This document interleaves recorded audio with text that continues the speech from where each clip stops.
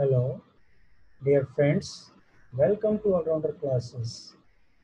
I am your mentor who is going to help you to know how the SAS exams, which is approaching very near, can be easily cracked and you can accomplish your dreams in reality. Dear friends, today I am going to teach the lesson which is very important, not only for one PC, but it is equally important for other PCs. Okay, friends? So you can imagine I am talking about which PC. Can you imagine? No? See, I am going to teach you PC8, which is very crucial PC, and nowadays people are getting trouble in this PC. In this PC, a very important book which is very thin. कुछ बच्चे बोल रहे हैं sir Hindi में बोलो. Okay let's, ठीक है हिंदी में बात करते हैं बच्चे. आप समझो कि PC 8 का जो गवर्नमेंट अकाउंटिंग रूल है, गार 1990 है, इसमें 70-75 से रूल, इससे ज़्यादा रूल नहीं है. आई विल शो यू कितने रूल हैं. और इस 70-75 से कम आपको 15 question average, on an average बोलूँ तो 15 क्वेश्चंस आपको पूछे जाते हैं. तो उसी को 15 क्वेश्चंस के लिए मैं आपको ये कराऊंगा. इसके साथ आज जो बच्चों ने मुझे कहा है, रिक्वेस्ट भेजा है कि सर आप चैप्टर 3 पढ़ाइए गार का. चैप्टर 3 है basic structure of the forms of accounts. Basic structures of the forms of accounts. ठीक है बच्चों, ये आप अपनी बुक भी देख लीजिए. आपके मैं गार भी दिखा दे रहा हूँ जिससे आपको समझ में आ जाए कि गार आपके पास होगी या मुझसे लेना चाहेंगे आप. गार is very very important book. Okay, let us see. गार is now, अभी गार मुझे दिख नहीं रही है. यहाँ पे गार बोल रहे हैं बच्चे कि सर यहाँ पे रखे हैं. चलो मैंने गार भी खोल दिया. नाउ सी, आपको गार नहीं दिख रही है? दिख रही है गार? आपको दिख रही है नहीं दिख रही है? बताओ. दिख गई? ओके. गवर्नमेंट अकाउंटिंग रूल्स का जो गार है, इसमें मुझे चैप्टर नंबर 3 पढ़ाने के लिए बच्चों ने रिक्वेस्ट भेजा है कि सर चैप्टर नंबर 3 पढ़ाइए, basic structure of the forms of accounts. ठीक है, इसमें देखो बच्चे, सबसे पहले है कि आपकी अकाउंटिंग शुरू कहाँ से होती है और एंड कहाँ तक मानी जाएगी. तो 1 साल की अकाउंटिंग मानी जाती है 1 अप्रैल से लेके 31 मार्च तक. और गवर्नमेंट की अकाउंटिंग है कैश बेसिस पे. आपको ये पता है कि गवर्नमेंट अकाउंट केवल कैश बेसिस ही नहीं है, इसके साथ मिक्स्ड होता है. लेकिन चूंकि इसमें कैश बेसिस लिखा है तो हमें कैश बेसिस को पहले समझना पड़ेगा. देखो वैसे तो आप जब नॉन प्रॉफिट ऑर्गेनाइजेशन है, गवर्नमेंट एक वेलफेयर ऑर्गेनाइजेशन है, वेलफेयर मेजर्स पे काम करती है. पब्लिक से पैसा लेती है टैक्स के फॉर्म में और पब्लिक के लिए वो पैसे सारा खर्च करती है. इसका कोई मेन मोटो नहीं है कि गवर्नमेंट अपने लिए कोई प्रॉपर्टी बनाए या कोई एसेट्स बिल्डअप करे. तो इसलिए गवर्नमेंट एक नॉन प्रॉफिट ऑर्गेनाइजेशन होने के नाते ये cash basis of accounting maintain करती है. लेकिन किसी किसी कंडीशन में आप देखेंगे कि ये जर्नल और लेजर भी मेंटेन करती है. जैसे प्रोफार्मा अकाउंट जब बनाते हैं, आप चैप्टर नंबर 2 में ही ये दिया हुआ है. तो ये किस में बनाया जाता है? ये बनाया जाता है डबल एंट्री बुक सिस्टम पे. Double entry book keeping system जो अकाउंट्स का है, यानी आपको डेबिट और क्रेडिट का रिकॉर्ड इक्वल एंड अपोजिट लाना ही पड़ेगा. किस एक तरफ हम कह रहे हैं कैश बेसिस पे काम करती है, जहां पे जितना कैश है उतना एक्सपेंडिचर करें, कैश बेसिस। एक्रूअल बेसिस क्या होगा कि आप उधार लेके भी काम करें या उधार दे के भी अपना बिजनेस करें। तो एक्रूअल बेसिस होता है कि आप उधार ले लें या उधार दे दें, और दोनों की अकाउंटिंग आप साथ साथ करते रहें तो आपकी बैलेंसिंग बराबर होगी। लेकिन गवर्नमेंट इस तरह पूरा काम नहीं करती है। गवर्नमेंट कभी उधार भी लेती है, कभी नहीं भी लेती है। इसलिए हम कहते तो हैं cash basis of accounts, but actual में ये मिक्स्ड बेसिस है, मिक्स्ड बेसिस ऑफ अकाउंटिंग। जैसे जब ये पोर्शन के लिए गवर्नमेंट काम करती है, प्रोफार्मा अकाउंट बना के, जनरल मेजर बना के, तो वह इस सिस्टम को अडॉप्ट करने लगती है और सिर्फ वेलफेयर मेजर के रूप में काम करती है, तो वो कैश बेसिस पे काम करती है। यहाँ पे लिखा हुआ है हमारे सामने कि वो कैश बेसिस पे काम कर रही है। कैश बेसिस पे काम कर रही है, इसका मतलब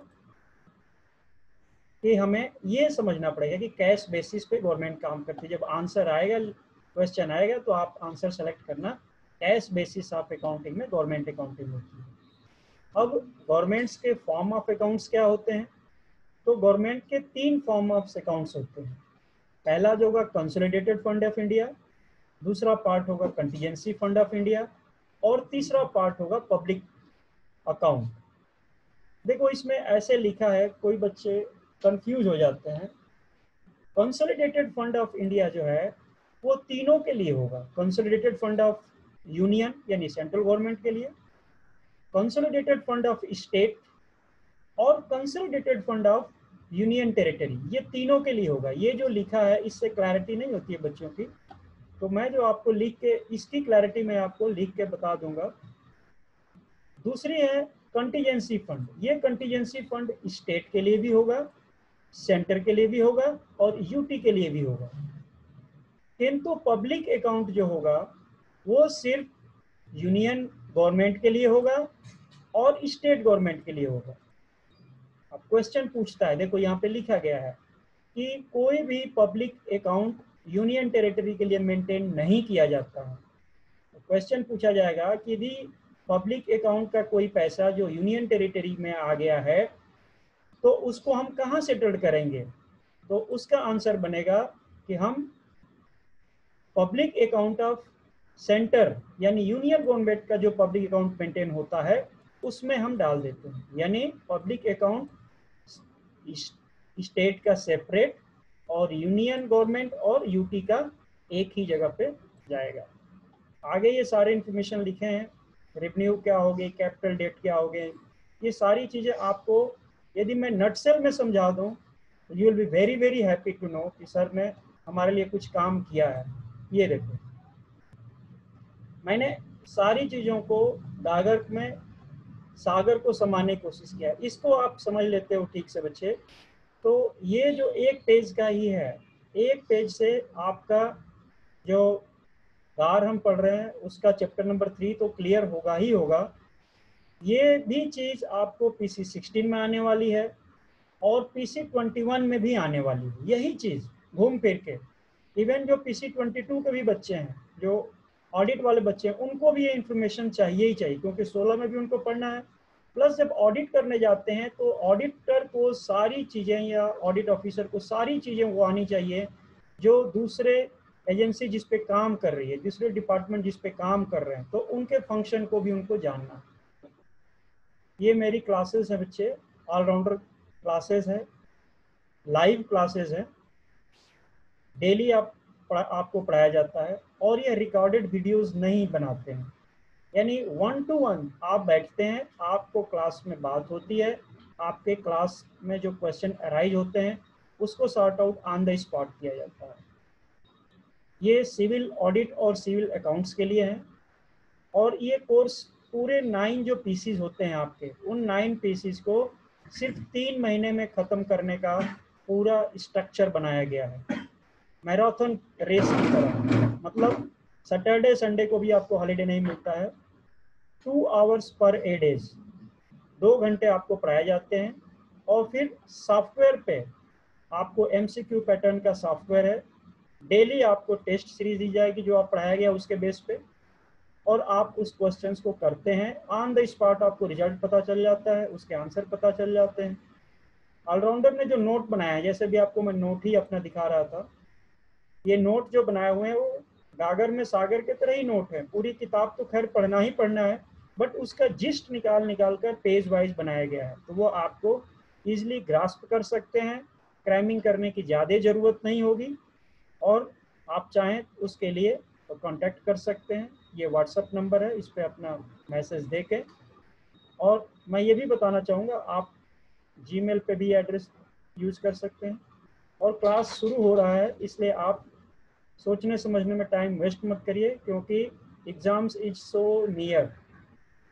ठीक है बच्चे, now again we are going to the same place.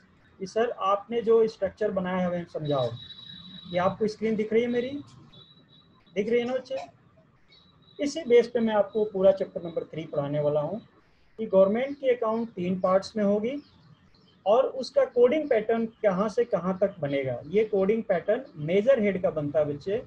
तो 1 से लेके 8,999 तक ये नंबर दिए गए हैं। इसी के बीच में हमारी तीनों पार्ट्स की मेजर हेड्स कवर हो जाते हैं। तो आपसे कोई पूछता है कि गवर्नमेंट अकाउंट्स कितने पार्ट में होते हैं, तो आप यहाँ से आंसर दे देंगे कि 3 पार्ट में।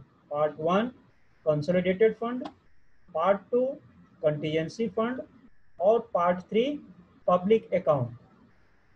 अब इसका कोई मेजर हेड आपसे पूछता है कंसोलिडेटेड फंड का कहाँ से कहाँ तक रेंज है, तो आप बोलेंगे कि 1 से लेकर 7,999 तक के जो भी हमको फिगर्स दिखेंगे मेजर हेड के रूप में, वो कंसोलिडेटेड फंड के ही होंगे। दूसरा, सिर्फ और सिर्फ 8,000 लिखा होगा तो वो कंटीजेंसी फंड होगा। और तीसरा पब्लिक अकाउंट होगा जो 8,001 से लेके 8,999 के बीच में फिगर दिखेगा। तो आपके पार्ट्स खत्म हो गए, उनका रेंज खत्म हो गया। अब देखो पार्ट का भी सब पार्ट आप देखना शुरू करेंगे, जिसको हम सेक्शन बोलते हैं।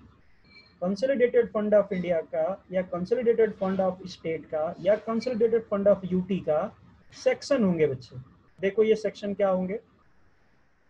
जो पहला सेक्शन होगा वो सेक्शन 1 होगा, जिसको रेवेन्यू सेक्शन बोलते हैं। उसका फिर से रेंज तोड़ दिया है 1 से लेकर 3,999 तक।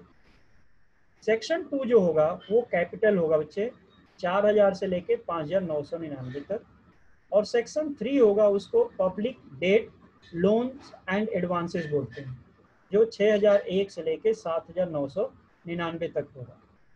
अब आगे फिर इसका बाइफर्केशन किया गया। देखो बच्चे, रेवेन्यू भी 2 पार्ट में जाएगी।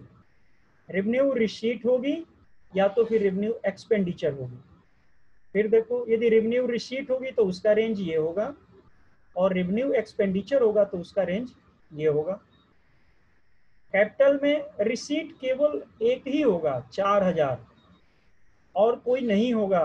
4,000 के सिवा और कोई नहीं होगा। जबकि रिसीट में देखो आपके पास लगभग 2,000 के आसपास आपको मेजर हेड तैयार मिल सकते हैं, लेकिन यहाँ पे सिर्फ और सिर्फ केवल एक ही है, 4,000। कैपिटल एक्सपेंडिचर में फिर 4,001 से लेके 5,999 के बीच में रेंज बनता है। ठीक है, ये देखो बच्चे, ये है कोम्बो। कोम्बो का मतलब कि इसमें रिसीट भी आएगी और एक्सपेंडिचर भी आएगा, बोथ। जबकि इसमें आपका रेवेन्यू का रिसीट का अलग हेड, एक्सपेंडिचर का अलग हेड, कैपिटल रिसीट का अलग हेड, एक्सपेंडिचर का अलग हेड। लेकिन यदि public debt, loans and advances होगा तो उसमें डेबिट और क्रेडिट दोनों एक साथ हो सकते हैं। एक ही हेड को यूज करें।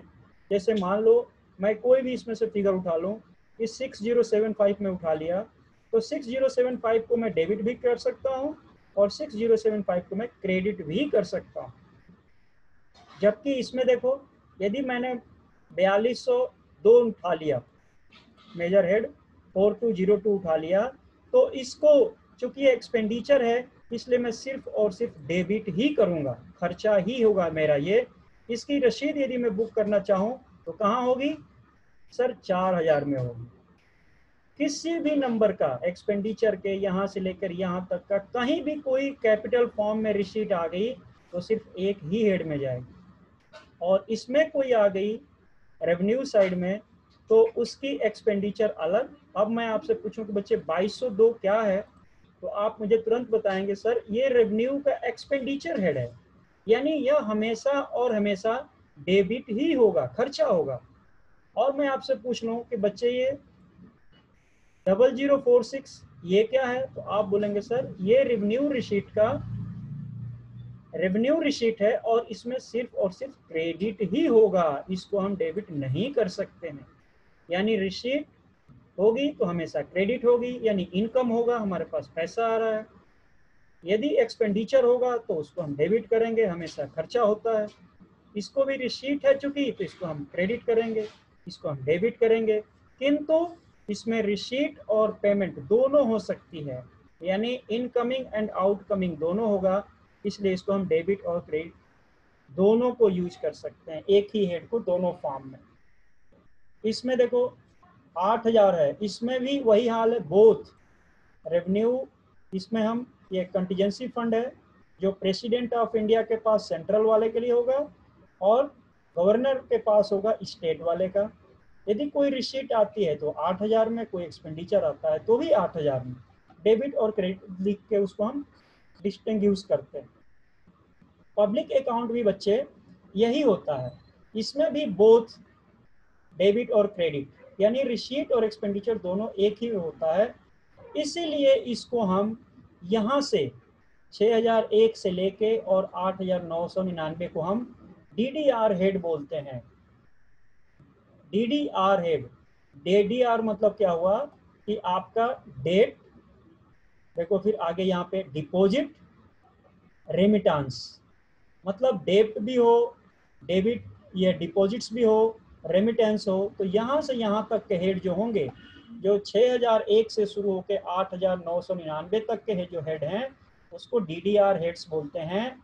और यह कभी भी क्लोज नहीं हो सकते हैं। यानी जैसे मान लो कोई बंदा लोन लेता है, आपके जीपी फंड से कोई लोन लेता है, जीपीएफ से, हाँ, तो उस केस में वो बंदे ने लोन तो ले लिया एक मुश्त में, लेकिन वो हर महीना अपनी रिकवरी दे रहा है, तो आपका जब साल खत्म होगा तो कैसे आप उसको जीरो करोगे, जो भी आउटस्टैंडिंग होगी वो आप दिखाओगे। लेकिन यहाँ पे ये नॉमिनल अकाउंट्स की तरह होते हैं यहाँ से यहाँ तक, यानी हर साल बजट बनता है, हर साल के अंत में 31 मार्च तक वो वैलिड है उस अमाउंट को, उसके बाद से वो या तो उससे पहले सरेंडर कर दो या फिर वो नलीफाई हो जाएगा और उसमें आप खर्च नहीं कर सकते। तो यहाँ से यहाँ तक नॉमिनल अकाउंट जैसा आप मेंटेन करते हो, जैसे नॉमिनल अकाउंट आप क्लोज कर देते हो साल के अंत में, और जो भी प्रॉफिट या लॉस होता है वो आप प्रॉफिट एंड लॉस अकाउंट में से डाल के बैलेंस शीट में ले जाते हो, उसी तरह ये कर देते हैं, इसको क्लोज करके अगली बार फिर जब 1 अप्रैल आएगा तो वो जीरो से शुरू होगा। जबकि ये डीडीआर हेड्स कभी भी क्लोज टू जीरो नहीं होंगे, ये चलते रहेंगे। क्लियर? अब देखो बच्चे मैंने इसमें कुछ सेक्टर्स भी लिखे हैं, आप देखो ए बी सी, यानी जो रेवेन्यू होगा उसमें 3 ही सेक्टर मेंटेन होते हैं, सेक्टर ए टैक्स का, सेक्टर बी नॉन टैक्स का और sector C grant in aid का। इसी तरह एक्सपेंडिचर में 4 सेक्टर होंगे बच्चे, general services, social services, economic services and grant in aid services. इसमें बच्चे कोई भी सेक्टर नहीं होता, इसमें एक्सपेंडिचर में फिर 4 होंगे, ए बी सी डी, यही जो यहाँ पे मेंटेन हो रहा है उसी फॉर्म में। और आपका डीडीआर का जो सेक्शन 3 है, public debt loans and advances, इसमें सेक्टर ई एफ जी और एच 4 इसमें भी होंगे बच्चे। तो पब्लिक डेट ई में, लोन एंड एडवांसेस एफ में, इंटर स्टेट सेटलमेंट या इंटर से बोलते हैं ये जी में होगा, और ट्रांसफर टू कंटीजेंसी फंड, यदि कंटीजेंसी फंड में जो पैसा हम ट्रांसफर करते हैं, जो हम डालते हैं, वो एच सेक्टर में होगा। इसका कोई भी सेक्टर नहीं होगा।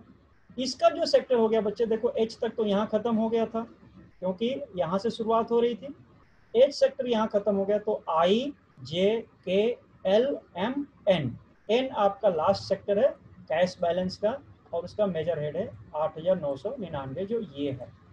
ठीक है बच्चे, अब आप हमसे पूछ सकते हैं उसी चीज को बच्चे मैंने फिर से यहाँ पे सैम्पलिंग करके दिखा दिया है, ताकि आप एक ही ग्लांस में समझ सको कि रिसीट होगी, रेवेन्यू की होगी, तो कहाँ से कहाँ तक रेंज होगा। रेंज तो शुरू होता है 1 से बच्चे, लेकिन चूंकि इससे पहले भी यूज होता था 20 से शुरू होता था आपका टैक्स जो कॉरपोरेशन का होता था, लेकिन जब से जीएसटी आ गया, CGST, SGST और UTGST, तो यहीं से इन्होंने फिर से नया शुरुआत की, तो 5 से शुरू हो गया, नहीं तो ये 20 से शुरू होता था। तो 5 जो है आपका CGST हो गया, फिर 6 SGST हो गया, 7 UTGST हो गया, ये रेंज हो गया बच्चे। ये सारा कुछ जो मैं ऊपर बताया था उसी को लिखा। अब देखो आपकी जो क्लासिफिकेशन होता है, अभी जो हम गार पढ़ रहे हैं, गार में 5 टायर सिस्टम ही दिया हुआ है। तो एग्जाम में आता है तो आपको थोड़ा ध्यान देना पड़ेगा कि यदि गार से रिलेटेड है तो आपको 5 टायर आंसर दे सकते हैं, क्योंकि वो यदि क्वेश्चन वहां से उठकर आता है तो आंसर भी वहीं से पिकअप हुआ होगा। वैसे गवर्नमेंट की अकाउंटिंग अभी चूंकि वो 1990 का है, इसलिए उसमें 5 टायर दिखाया गया है। अभी गवर्नमेंट सिस्टम में पूरी तरह से 6 टायर क्लासिफिकेशन ही हम काउंट करते हैं, और वो 15 डिजिट कोडिफिकेशन पे काम करता है। इसमें 4, इसमें देखो कैसे हमने दिए हैं। जो मेजर हेड होगा, इसको 15 को कैसे तोड़ेंगे, जो मेजर हेड होगा वो 4 डिजिट का होगा, जो माइनर हेड होगा वो 3 डिजिट का होगा। यहाँ देख क्या बता सकते हो बच्चे कि जो 4 डिजिट इसमें कौन सा है, ये है, तो ये होगा बच्चे मेजर हेड। और देखो ये 3 डिजिट का है, 003 या 192, जो भी कोई भी 3 डिजिट का नंबर होगा वो माइनर हेड होगा बच्चे। तो 4 और 3 7, 4 और 3 7 हो गए, 7 हो गए, बाकी बच गए 8। और डिस्ट्रीब्यूट कितने में करना है, 4 में, यानी 2-2 बाकी होंगे 2-2 के। तो यहाँ से भी क्वेश्चन आते हैं बच्चे कि आपका मेजर हेड कितने डिजिट का होगा, माइनर कितने का होगा, सब मेजर हेड कितने का होगा। इनका नाम भी बच्चे आ जाता है कभी। देखो ये एलाइज हैं, मतलब इसको हम दूसरे तरह से भी कहते हैं। मेजर हेड को हम कह सकते हैं कि फंक्शन, फंक्शन है ये। आपसे कोई बोलता है फंक्शन बताओ इसका, तो आप बोलोगे, वो पूछ रहा है आपसे कि मेजर हेड क्या है इसका। Major head denotes function. इसी तरह sub major head denotes sub function. अब माइनर हेड क्या कहता है, प्रोग्राम कहता है। इसको याद करने का तरीका क्या है, कोई माइनर बच्चों का प्रोग्राम हो रहा है, छोटे छोटे बच्चों का, ऐसे याद कर लो। मैं पूछूं माइनर हेड को क्या बोलेंगे, तो आपको अब याद रहेगा कि सर ने प्रोग्राम बोला था, कि भाई छोटे छोटे जो बच्चे हैं ना, माइनर बच्चे, उनका कोई प्रोग्राम हो रहा है स्कूल में, ठीक है। और मेजर जो है वो मेजर फंक्शन होते हैं, 15 अगस्त, 26 जनवरी, तो ये मेजर हो गए, तो मेजर फंक्शन हो गए। और माइनर प्रोग्राम होते हैं छोटे छोटे बच्चों का, चुटकुला का प्रोग्राम या डांस का, स्किट का कुछ प्रोग्राम। बाकी बच्चे ये भी इंपॉर्टेंट लाइन है, पूछी जाती है कई बार, कि सब हेड को क्या बोलते हैं। बाकी जो सब माइनर हेड है ना, ये माइनर वर्ड हटा देते हैं, सब हेड बोलते हैं। और सब हेड को क्या बोलते हैं, तो सब हेड को 3 नाम दे सकते हैं बच्चे, या तो स्कीम बोलेंगे, या एक्टिविटीज बोलेंगे, या ऑर्गेनाइजेशन बोलेंगे। और इसी तरह डिटेल हेड को सब स्कीम, ऑब्जेक्ट हेड को एसओई बोलते हैं, या ऑब्जेक्ट ऑफ एक्सपेंडिचर। और यही यूनिट ऑफ अप्रोप्रिएशन होता है, यानी लास्ट में जहाँ पे खर्चा लगा, एक्चुअल में खर्चा कहाँ गया, यहाँ से पता चलता है, एसओई से, ऑब्जेक्ट हेड से। ठीक है, मैंने एग्जांपल देके यहाँ पे बताया है। देखो कोई आपको 2217 कहता है, तो आप कह सकते हैं कि ये अर्बन डेवलपमेंट का है।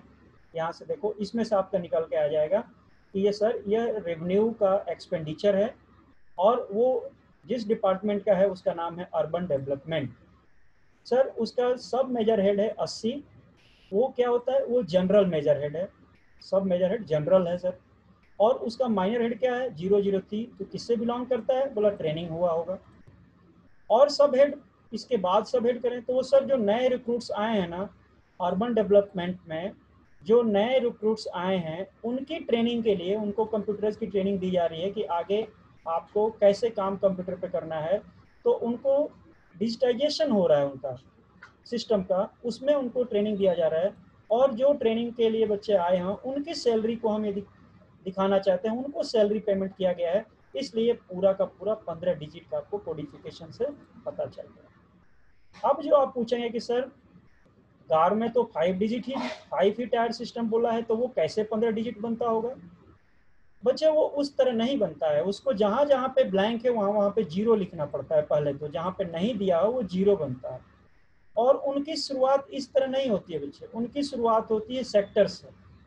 वो सेक्टर काउंट करते हैं, सेक्टर पहला होगा उनका सेक्टर, फिर मेजर हेड, फिर माइनर हेड, फिर 1 2 3 और 4 और 5 ऐसे बनेगा, यानी ये और ये भी काउंट नहीं होगा। और शुरुआत करेंगे तो सेक्टर से शुरुआत करेंगे। बच्चे हमारी क्लासेस आपको मिलती रहेंगी, और यदि आप डेडिकेटेड होकर पढ़ना चाहते हो हर टॉपिक पे, हर लेसन पे या रेगुलर रूटीन में, तो ये देखो बच्चे हमारे क्लासेस हैं, इन क्लासेस से आप पढ़ सकते हो। और कुछ मैंने आपको जस्ट सैंपल दिखा रहा हूँ कि हमारे क्लासेस जो लिखे हुए हैं, कुछ आपके नोट्स जो इजी फॉर्मेट में लिखे गए हैं वो आपको मिल सकते हैं। लेकिन ये सारा कुछ बच्चे, जैसे हमारी ऑनलाइन क्लासेस तो आपको ये हो रही है डेली लेवल पे, वो हम आपको पढ़ाते हैं। इसके साथ साथ डेली हम आपका टेस्ट लेते हैं बच्चे, वो टेस्ट के लिए एक सॉफ्टवेयर है, वो टेस्ट में आपको इनरोल करना पड़ता है, और फिर आप उससे डेली टेस्ट लेते हैं। 100 MCQ टेस्ट होंगे नॉर्मली, जो एसएस पैटर्न जैसे ही होंगे कि आप क्लिक करेंगे, सबमिट करेंगे, तो आपको तुरंत ऑन द स्पॉट आपने कितना स्कोर किया पता चल जाएगा, क्या क्या क्वेश्चन गलत हैं सही हैं सब डिटेल आ जाएगा, उसका सही आंसर क्या है। तो ये आप बच्चे चाहो तो अवेल कर सकते हो, और या चाहो तो हमारी वीडियो टाइम टू टाइम जो अपलोड होती है यूट्यूब पे, उस पर भी देख सकते हो। आपको अच्छा लगता है तो दूसरे बच्चों तक भी ये शेयर करो, क्योंकि आपके पास एग्ज़ाम्स के लिए बहुत लिमिटेड टाइम है।